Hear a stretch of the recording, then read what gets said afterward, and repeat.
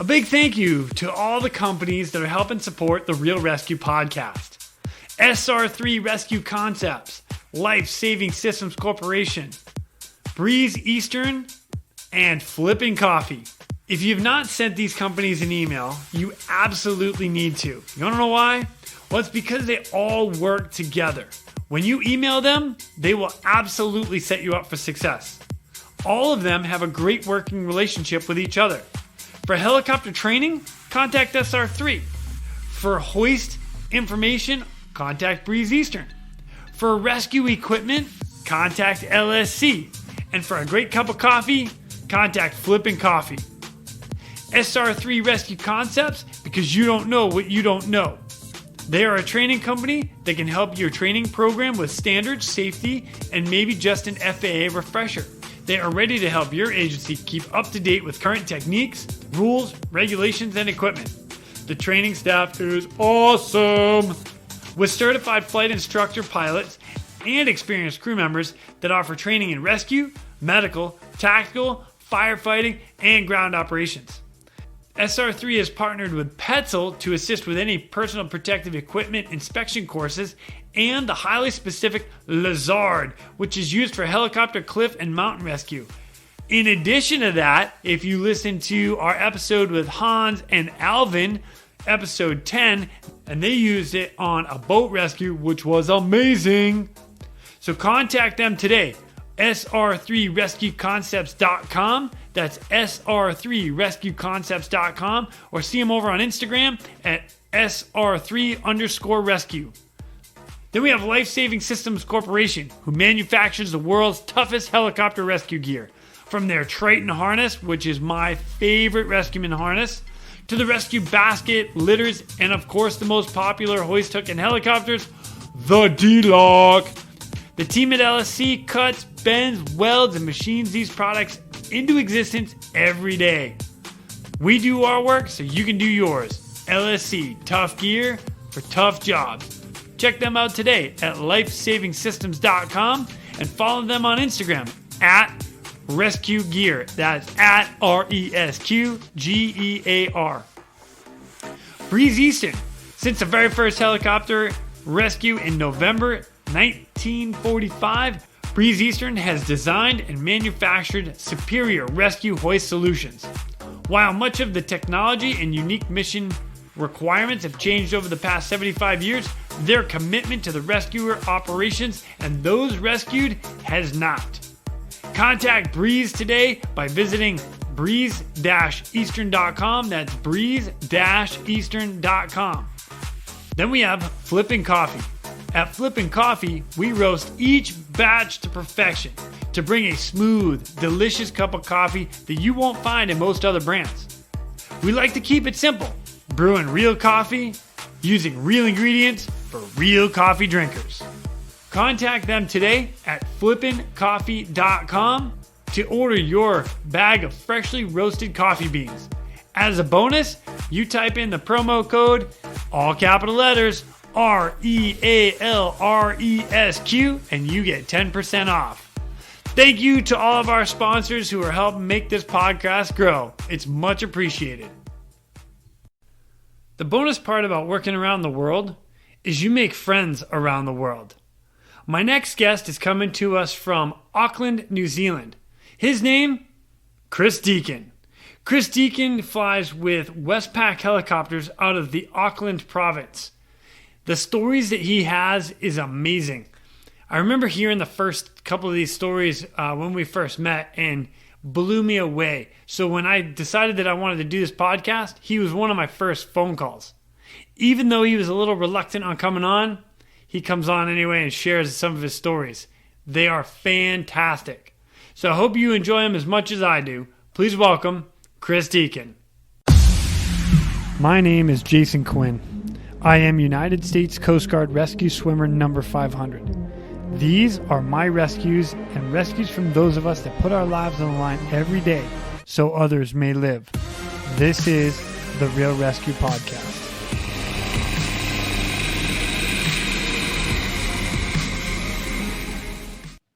Ladies and gentlemen, welcome to the Real ResQ podcast. I have an incredible guest with me today, a true friend of mine that we've known each other now for years, but he's coming to us from Auckland, New Zealand, Mr. Chris Deacon. What's up, Deek? Hey, Jason, really nice to chat with you. So, really, it's been a love affair from first sight, really, hasn't it?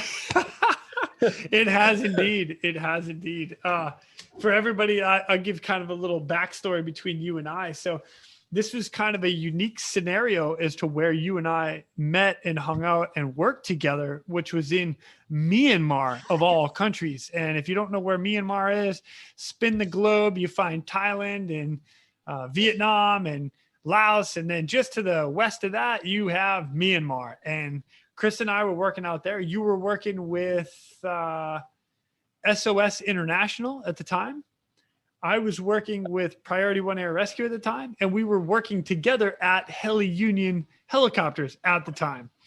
And what an opportunity we had with, you had literally 3 different cultures coming together to support a search and rescue agency for offshore work off Myanmar in a totally different country. It was awesome. And we did a killer job to make that happen. So fun. Some of my favorite memories.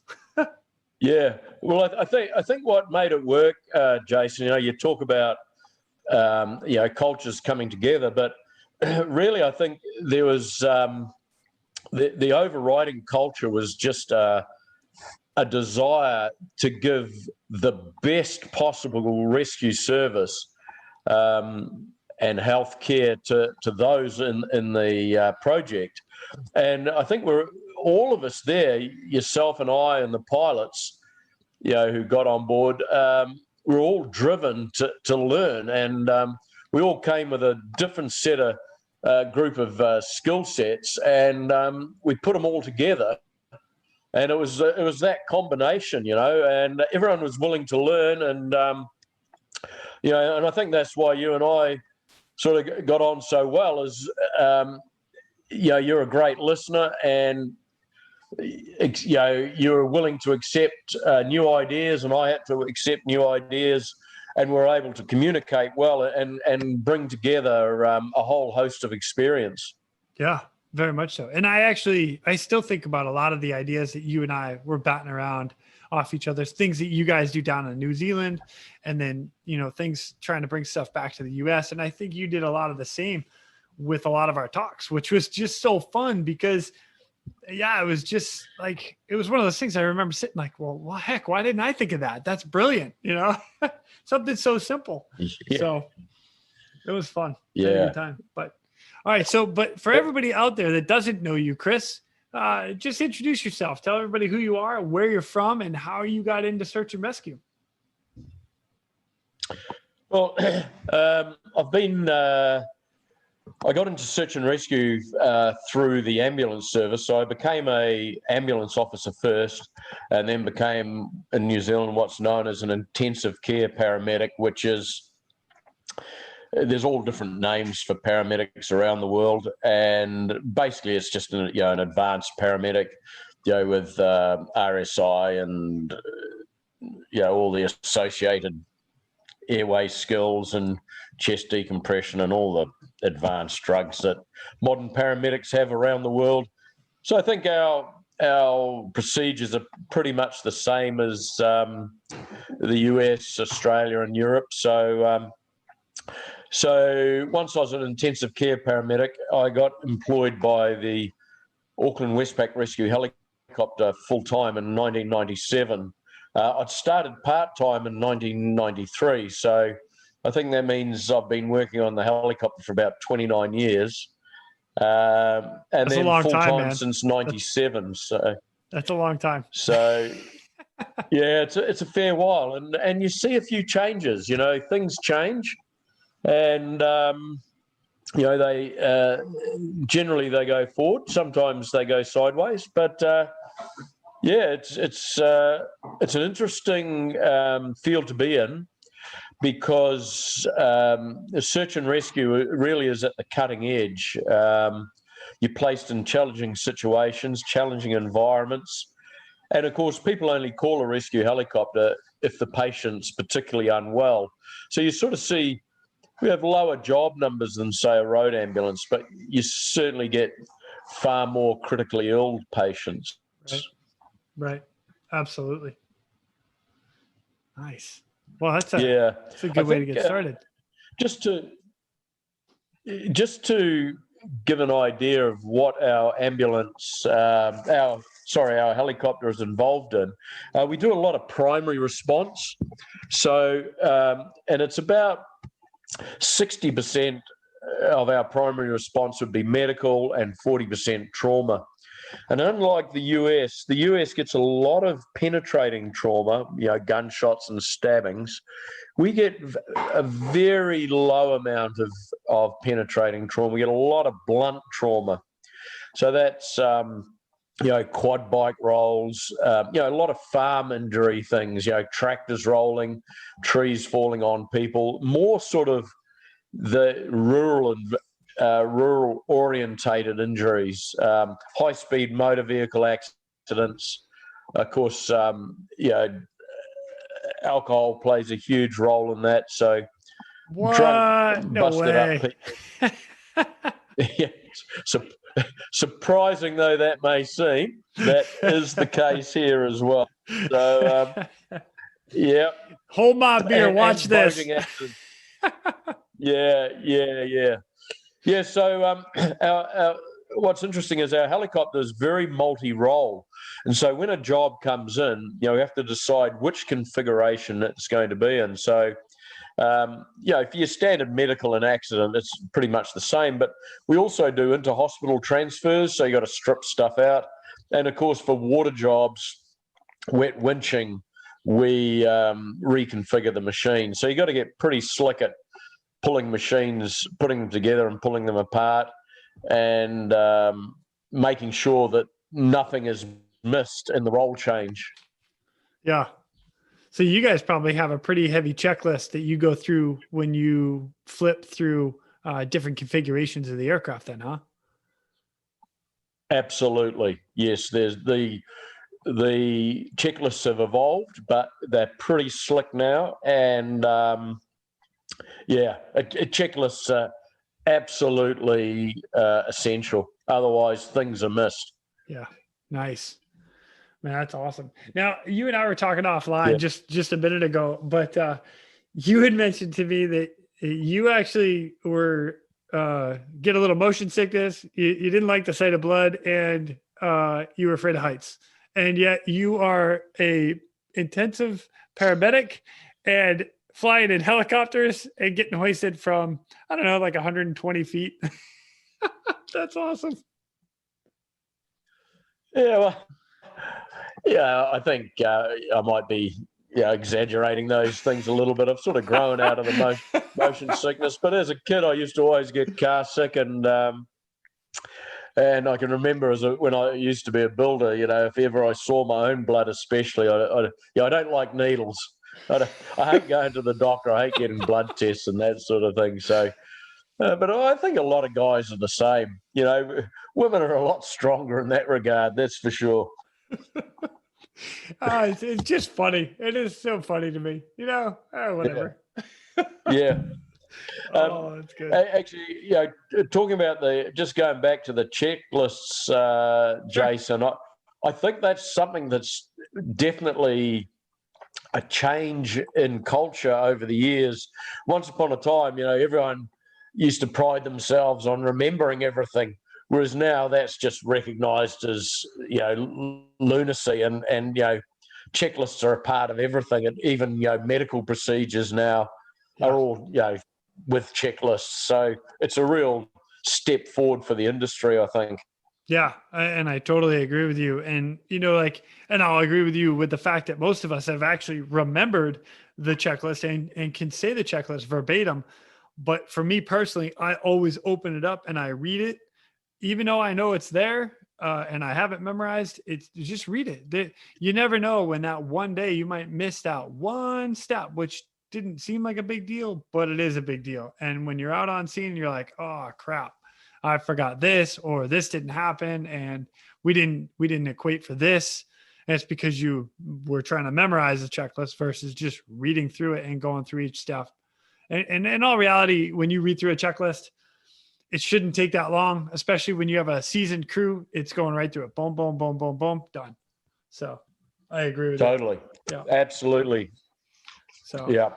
Now, So go ahead. Yeah, so that's certainly been a change. I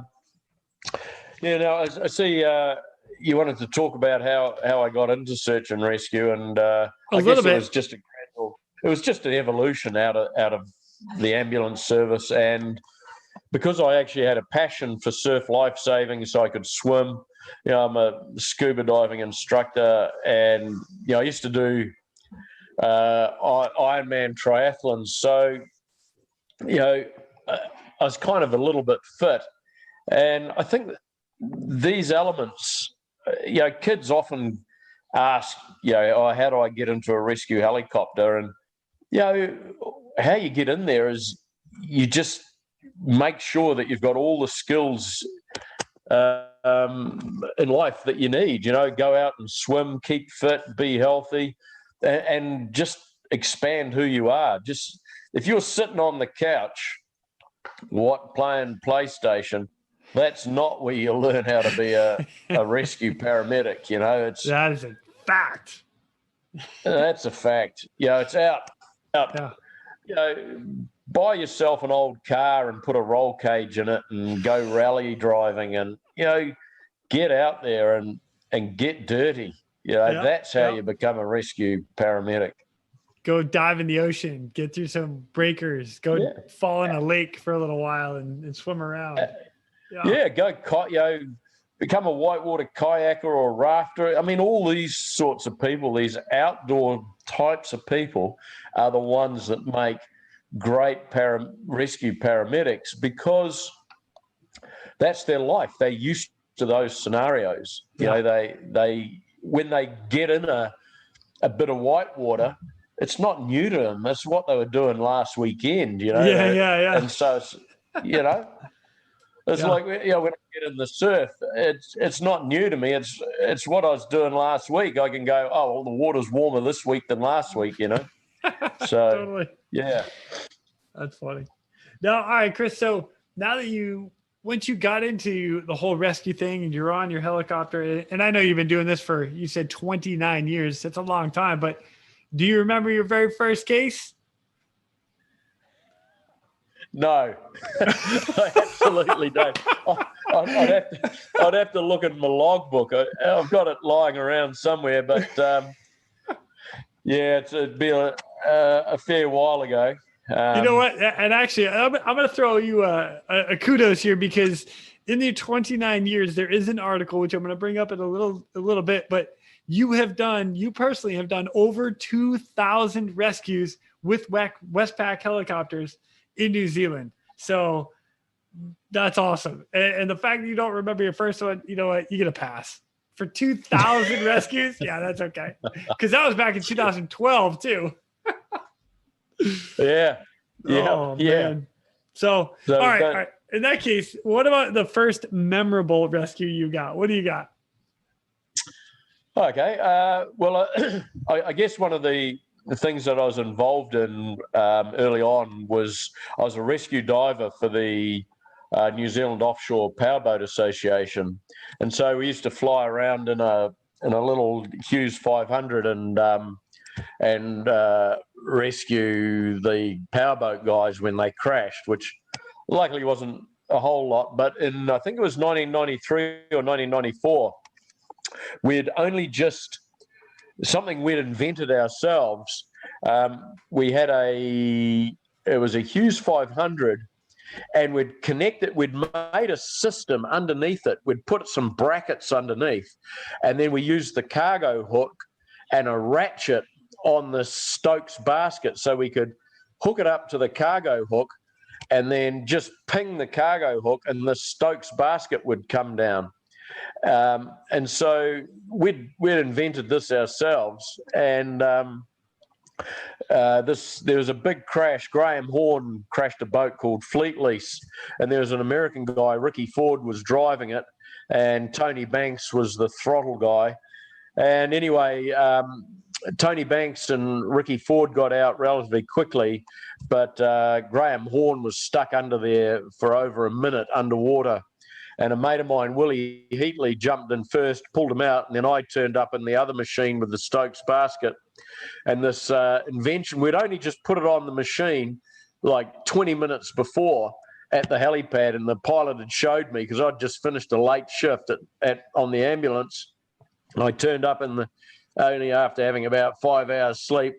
And he goes, "What do you think of this?" And I said, "Mate, that looks great. Let's go." And then within 15 minutes of the start of the race, we were using it to rescue poor old Graham Horn. Oh my gosh. Who I ended up giving CPR to. We static lined him back to the helipad, and I did mouth to mouth on him, and then got some equipment, and we resuscitated him, and he ultimately survived, but he did have some residual problems. But he had essentially suffered a traumatic brain injury, and then subsequently drowned. So it was quite a serious crash. But yeah, that was a pretty big event.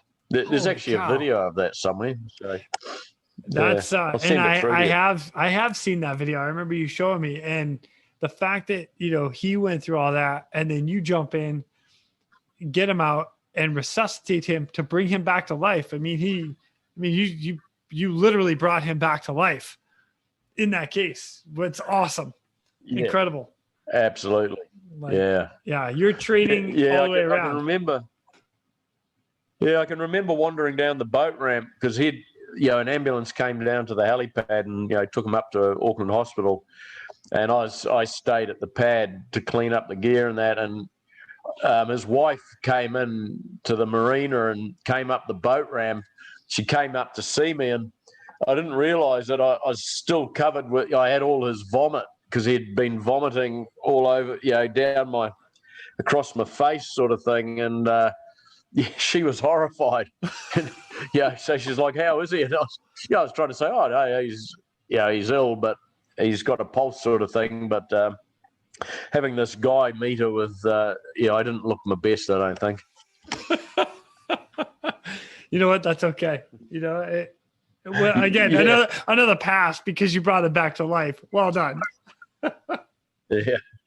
It was a team. There was a couple of us there, so it was. Actually, the Westpac helicopter was just taking off to a job down at Waiheke, and a mate of mine was on there, Warren Burkett, and he just turned to the pilot and said, "Oh, I think Chris looks like he needs a hand. I think we better not go down to this job we've been put on." And he landed back on the pad and came across and helped me with the resus. So wow, nice. What a smart move on that guy's part too. Man, that's great. Jeez. Yeah, he's a good dude. He works in Australia now, so. Oh my gosh, that's awesome. Chris, and this was one of the first cases that you and I had a conversation about while we were in Myanmar together. And, because we're sitting around doing exactly what we're doing right now, just sharing stories, and you tell me this, and I'm like, are you kidding me? And, man, incredible.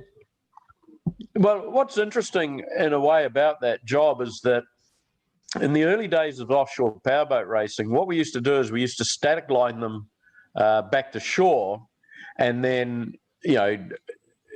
give them medical care. But what we would do now is so things evolve, and so the best thing would have been for Graham Horn, instead of flying him back to land and then treating him, is if once the Stokes basket was in the water, if we'd actually extricated him up onto the back of a boat, onto a rescue vessel, which had all our medical equipment there. And then you're able to give healthcare, emergency first aid immediately, rather than flying back underneath a helicopter back to dry land, if you can see the difference. Yeah.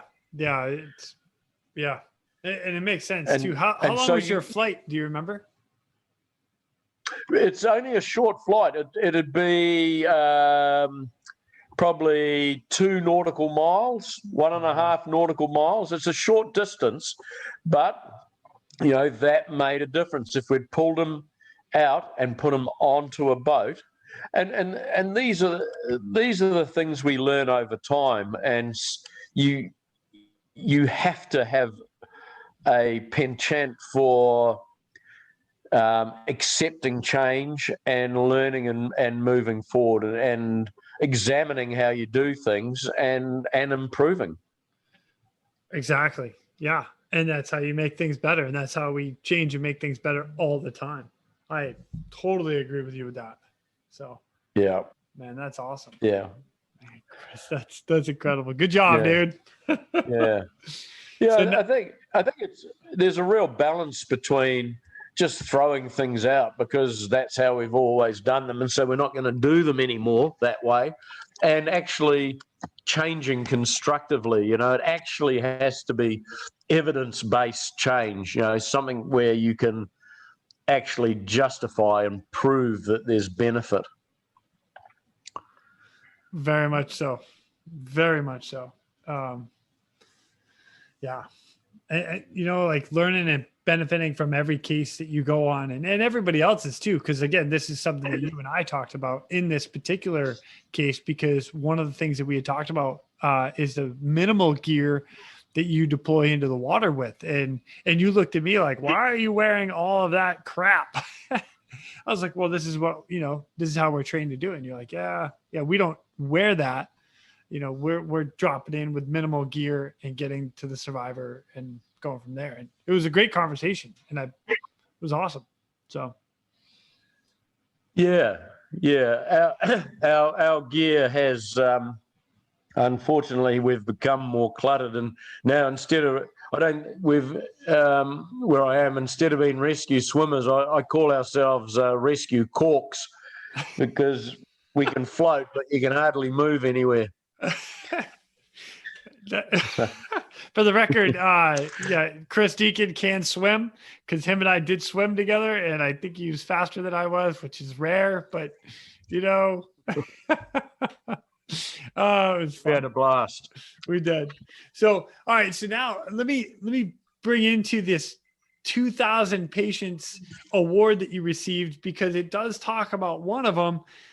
So inside your 2,000, again, 2,000 rescues is awesome. I mean, just what a number to reach, for you to be on call and do this. But they mentioned one thing called the Dolphin Girl, Kelly Lawson, who was crushed by a dolphin in 2006. What is that?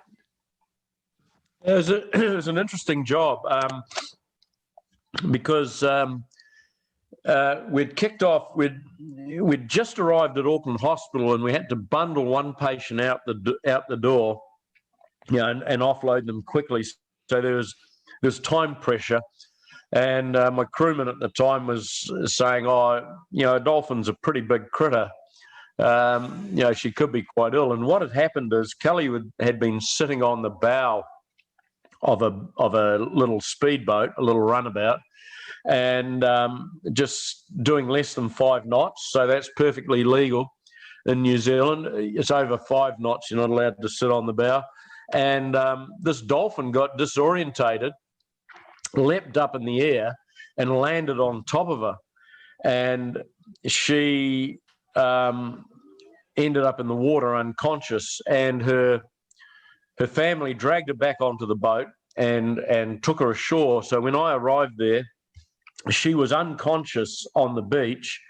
And, as soon as I saw her, I pretty well straight away knew that she would need a chest to be decompressed.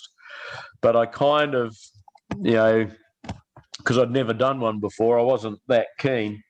And she still had output and was breathing spontaneously. And then we put some oxygen on, put an IV in, and then she respiratory arrested. And so I gave her bilateral needle thoracostomies and decompressed her left and right side of the chest. But what was interesting is she had such massive subcutaneous emphysema that all the normal landmarks, you just couldn't see them. So I was trying to find the second intercostal space in the mid-clavicular line. And so what I did is I just measured on myself, and I figured she was about the same height as me. I measured down to from the sternal notch and then across from, I think it's the angle of Louis, and did that on myself, and then did it on her, and it ended up in the right place. And she got a pulse back, and we transported her to the hospital. And transpires that, because she was unconscious, she had a minor traumatic brain injury. She had a C-spine injury. She had broken every single rib bar two, and had several flail segments, and had a fractured pelvis. Holy so cow. Any one of those sort of injuries in isolation could have killed her, but she survived a lot. And she's gone on to get married to the guy that was driving the boat at the time, and they have two lovely children, and they live down in Pauanui, and she's just a great lady. And Dion's husband is a lovely chap as well. So yeah. Oh man, incredible. Oh my gosh. Another life saved. Chris, that's incredible. I landed on by a dolphin, man, just jacked her world all up. Holy cow. Well, I mean, you can imagine the weight of a dolphin. It would have been, I don't know how heavy they are, 300 or 400 kgs, just landing straight on top of your chest, and it just completely smashed the chest. Wow. And she had bilateral tension pneumothoraces, so she was unwell. Yeah, man. Gosh, that's incredible. Woo. Yeah. So, all right. So then I'm going to lean towards another one, again, 2,000 rescues, which you're way above that now. There is, hold on, let me find it real quick. Incredibly brave girl survives being impaled on a branch on Rakino Island. Is that pronounced correctly? Yeah, Rakino.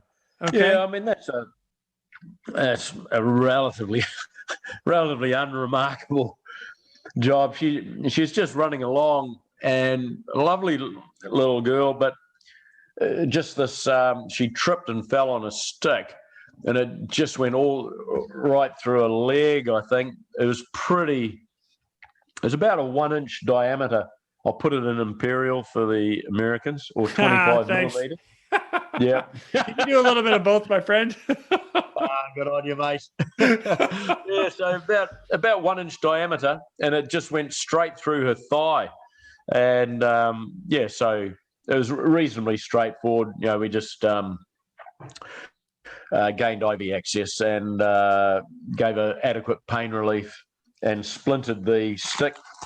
That's right. We got someone to run off and get one of those pruning saws, because the branch was still attached to a tree. So we had to chop the branch off the tree so she could, because we didn't want to pull the stick out of her leg in case it involved major blood vessels. So this guy ran off and got a pruning saw for us, and we hacked through. So it's a hard case. Holy cow. So nice kid though. Nice family. So, in our world, we don't get to see a whole lot of survivors or people like you just talked about the dolphin girl, and the fact that that she got married, they have children, and this, saying this person has a nice family, is that something that you guys get to do quite often, and that's have follow up with the patients and the families? No, not a lot. And I'll talk about a particular case shortly where I have regrets that I haven't. But for example, Kelly, they've just been particularly friendly, and they, invited me out. I've been to the horse races with them, and I've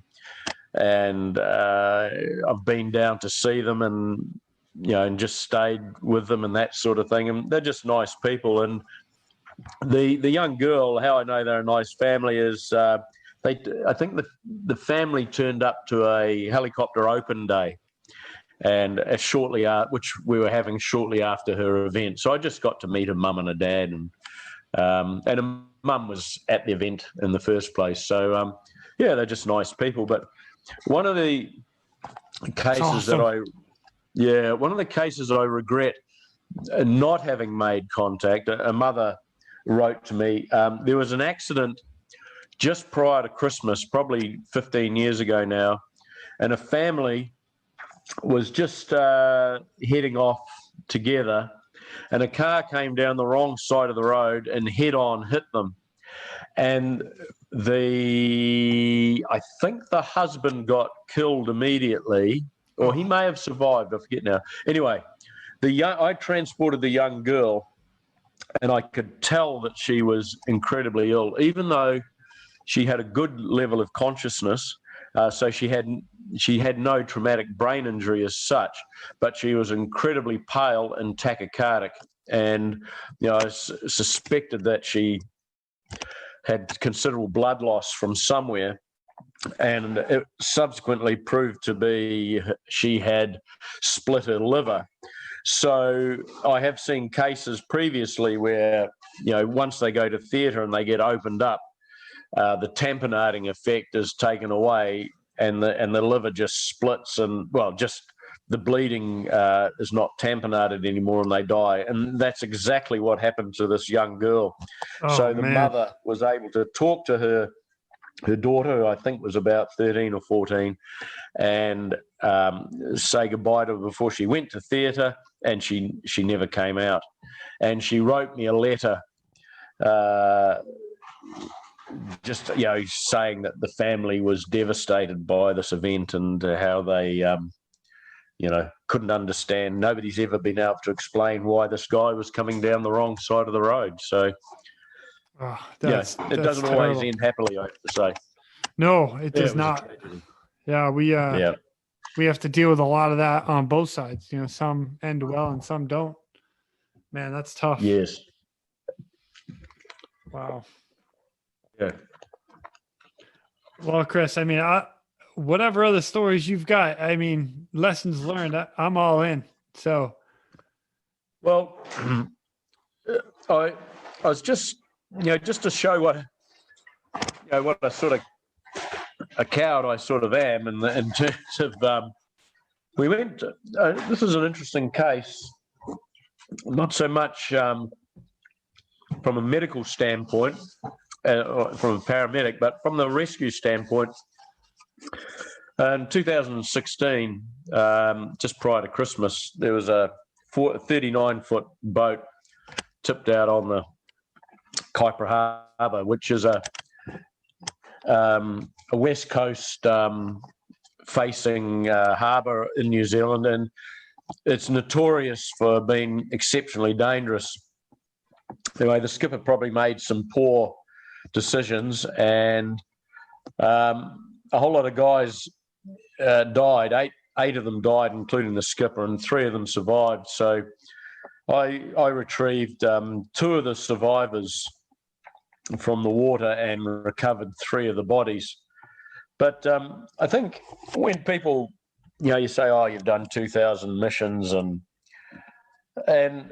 the truth of the matter is, it doesn't matter how many missions you've done, you're always learning. You're always because if you're not learning, if you think you know it all, you're going to come unstuck. And I can remember my overwhelming thought as I was heading out to the Kaipara, because it had been a windy day, and I knew that the seas were about 3 to 4 meter swells, which means on the bar, the waves would be quite sizable, probably 12, 14, 15, maybe 15 foot faces. Wow. I was hoping on the way out, boy, I hope this, it's only the radio that's failed, and that that's the reason they can't make radio contact. And unfortunately, once we got there, the Coast Guard fixed-wing aeroplane had located the wreck, located a couple of survivors, and they'd dropped a smoke flare within 10 metres of where these guys were. It was a great smoke flare placement. But what was, what I think is important for all of the, sort of rescue work in general is that you have a heightened sense of anxiety, because the situations that we're called to are always going to be challenging, because those are the sea boats don't generally sink in flat glassy water. I mean, they do, but generally it's rough. Generally it's going to be dark. There's going to be a reason why they came unstuck. And so the challenge that we have as rescue services is that you want your training to be realistic, but it can never be as challenging as the real thing, because those real life situations are right on they're right on the edge of what you can do. And typically, it's always just before nightfall, so there's always light constraints. Well, that wasn't the case this time. It was about 4 or 5 o'clock in the afternoon, but there's always a whole lot of factors that make a job more difficult. And though we train to try and be experts in our field, you can never train every single element. And so that's where I think life experience and just general experience from years of doing a job, you can key together things that you've done in the past, and these help you in a whole host of challenging situations. So it's there's training generally follows a fairly a formal sequence, but rescues are always, there's always something outside of the box, that's for sure. Yeah. Oh, very much so. And when you land outside that box and now you have to adapt and overcome to it, it puts a little bit of, again, there's a mindset you have to have going into it, that you're going to win, you're going to beat the elements. So that's very true.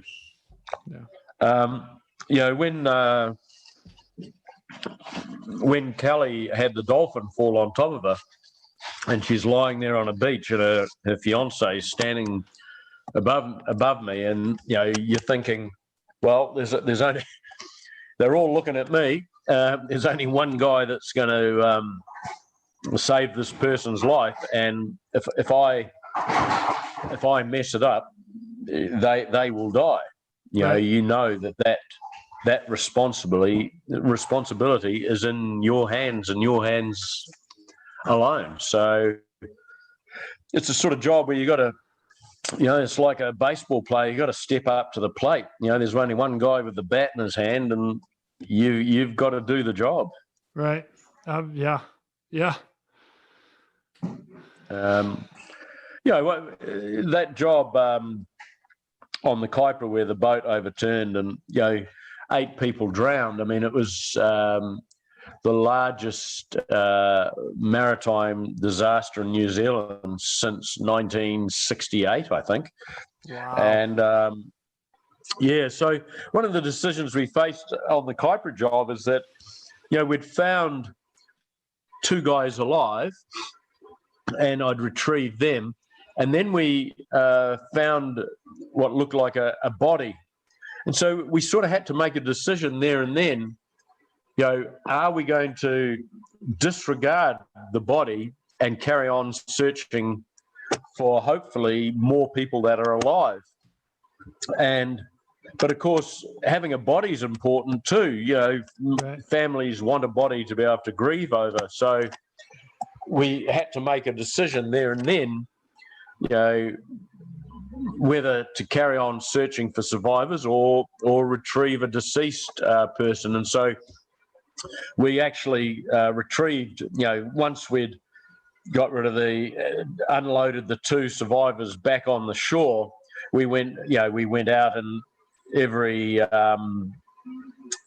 actually, I think we got the first of the dead guys. We left them out on the hoist and flew back to shore with the other 2 survivors inside. And then we went out and got 2 more. So I recovered 5 of the 11. Wow. So, but these are decisions that sometimes only in hindsight you know that they're either right or wrong. I mean, at the time, if there'd been someone else that was alive and needed, sure, we were looking out all the time, but we were, we made the decision. We've come across a dead person. We'll recover the body. Yeah. And it transpired that there were no other survivors, so it was the right thing to do. But sometimes you don't know. Yeah, and you bring up a great point, which I've actually mentioned a couple of times, is you don't right decision, wrong decision. You made a decision at that moment in time with the information you had. That's what you got to do, and you can come back and regroup and debrief and maybe what I like to call Monday morning quarterback it and look at it from another angle. Say, well, I would have done this different, or I would have done this different. But the fact of the matter is, you had what you had in front of you at that moment in time, and you made the best decision possible. That's all you can do. That is it. And then you go with it. Absolutely right, Jason. And, you can get stuck with analysis paralysis. If you sit around just thinking of too much, you can end up not doing anything. And that's worse. At least if you start a plan, get cracking on it, at least you're going in a direction. If it's the wrong direction, you can change that direction. But if you just sit there and ponder, that's worse than doing, that's the worst thing you can do sometimes, I think. Absolutely. And you can always change. Like you said earlier, there's no rescue job that's ever been the same. You can go into one and expecting something, and then it's not going the way you want it. So change, adapt, you overcome. Maybe you didn't realize there was a reef there. Maybe you didn't realize the waves were going to be this big. Maybe you didn't realize the wind was going to be this strong. Change, just adapt and overcome. That's what we do all the time. So that's awesome. Yeah, absolutely. And I think what comes up all the time is you've got to make use of all resources. So just because you've got a helicopter and a winch doesn't mean that it's always the resource that has to do the rescue. So maybe the helicopter locates the patients, and then by then some water asset has arrived, and so the safest thing is for a water asset or some other asset to do the extrication. So you've got to be able to constantly change your plan, I think. Yes, absolutely. And another great point, because what our overall goal is to do the best thing for the patient and or survivors or victims, whatever you want to call them or clarify them or classify them.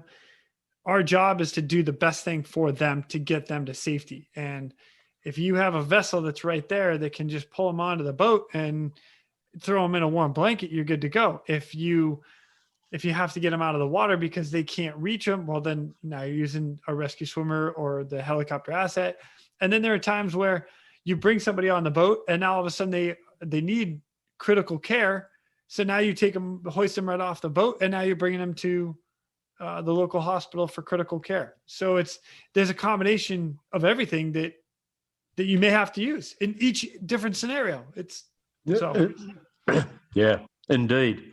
Yeah. And if it's land-based, you might have a SAR team, and there's an element of risk in no matter which way you rescue someone. There's an element of risk in winching. There's an element of risk if the patient goes by water, and every job's different, and every patient has a different condition. So you just got to be thinking and be on be on your toes all the time and Right. not get tunnel vision about what we're going to do. Yeah. Which is sometimes very hard to do. Like, have that head on a swivel and think outside the box for a little bit, you know? Yeah. Yeah. And I think that's where, in a crew, your crew resource management, where everybody contributes. So, the crewman might come up with an idea, the pilot. And so if you've established a culture where everyone gets listened to, then people give ideas. If you've got a culture where, well, the pilot sits up the front and I'm going to fly this damn thing, and you plebs, you're just so self-loading luggage in the back. That's just doesn't help. Our pilots often make good suggestions around patient destinations and that. Sure, they're looking at it from a pilot point of view, weather conditions, height restrictions and that sort of thing. But when you've got a whole team in the back, in the machine, in the front and the back, thinking and coming up with ideas, it's always healthy. Yeah. Man, I like it. I like it a lot. Yeah. Chris, thank you so much for sharing all these stories, man. This has been incredible. It's always the ones that stand out to us that are like, oh yeah, learn something from that one. Yeah. Well, there's lots of little, there's not enough time to talk about different tips and tricks and things like that. But, as you work with the equipment you have, especially in the water, because the water is an unforgiving environment. We're not aquatic critters per se. There's lots of little things you can learn about your equipment and, how you manage your buoyancy and, how you go about getting buoyancy to your patient, because ultimately that's why your people drown, is they're not above, their head's not above the water. And if you can, do that quickly, and you need to have your head above the water, those are the things that matter. And you look at in Myanmar, Jace, we spent a fair amount of time, in the water, didn't we, swimming? And some of that water was moving fairly quickly. Yeah. And I learned a lot of stuff there as well. I got a lot of confidence in around being under a 139 with a lot of downwash, and that was quite rapid moving water there. So you just learn all the time, don't you? We absolutely. And one of the things about like us being out there, like we had a killer rip current that was going through this inlet section. And I don't know what the knots were for the moving water, but it was, I remember holding on to a buoy at one point to try to stay in location, because you and I could not swim fast enough to keep up with the current. And we were moving. Yeah. So, that buoy just just sunk, with the current. Yeah. I think on the chart we looked, it was something like 3 knots, or, it was between 2 and 3 knots or something. It was just unbelievable. It's really honking. And you say 2 or 3 knots. I think it was a little bit faster than that. I think it was lying to us.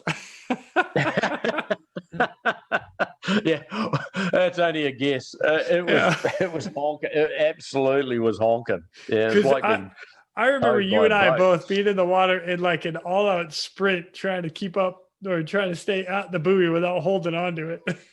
Yeah, it was good times. Man, that's funny. Well, Chris, before I let you go, if the floor is going to be open to you, if there's anything that you kind of want to discuss or pass on to other generations and other people around the world, man, you've got some amazing knowledge and experience. So what do you got?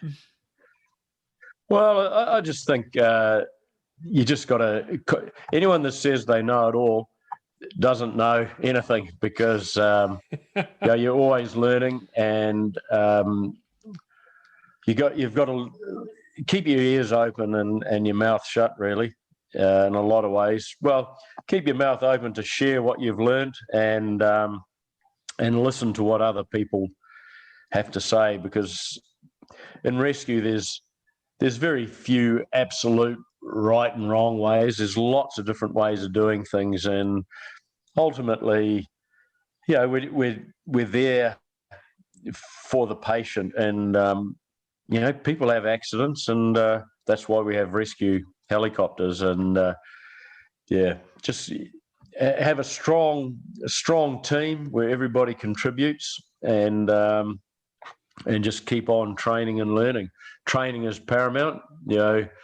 In emergency, we don't do the best we can do. We revert to the level of our training. And so if you've had no training in bad situations, things are going to go bad. So lots of training, lots of listening, and constantly trying to improve. Man, I love it. I love it. You are so on point with that, man. That's awesome. Well, I can't thank you enough for coming on, Chris. Unless you've got anything else you want to pass, man, I'd love to have you back again too, because I know you got more stories. I know you do. Yeah, a couple. Yeah. No, it's been great, Jason, and I'd love to hear. I think the value in is you can have too many war stories. I think it's just great to share the knowledge that other people have. I'd be very interested to hear what other people in the industry have been getting up to. Yeah. And you know what? I'll tell you what, you and I, we're going to set something up again so we can do this again. And then we're going to pass even more good information, especially with what you guys are doing now in New Zealand, because it's awesome down there. And, one day I hope to come down and fly with you, because it would be awesome. So, be fantastic. Yeah. But, anyway, so like I said, thank you so much for coming on, and I'll be in touch with you, man, for sure. Awesome. Hey, thanks a lot, Jace. Sure. And been an absolute pleasure. Right on. Thank you. And with that, ladies and gentlemen, we are out of here. Thank you for tuning in. We hope you enjoyed this episode of the Real ResQ podcast. Please take a minute and, like my daughters like to tell me, like and subscribe. Oh yeah. I'm pulling chocks and taking off. But before I go, if anyone out there has a rescue story that they would be willing to share, I would be humbled and honored to have you as a guest. Or if you have any questions about any of the rescues or anything else that we talk about here on this podcast, send me an email, therealresq@gmail.com. That's therealresq@gmail.com. You can also check us out on our Facebook and Instagram page at The Real ResQ. That's at TheRealResQ. I also want to give a special thank you to all of you staying on the watch today. Always remember that when that SAR alarm goes off, those in distress are praying for a miracle. They are going to get you.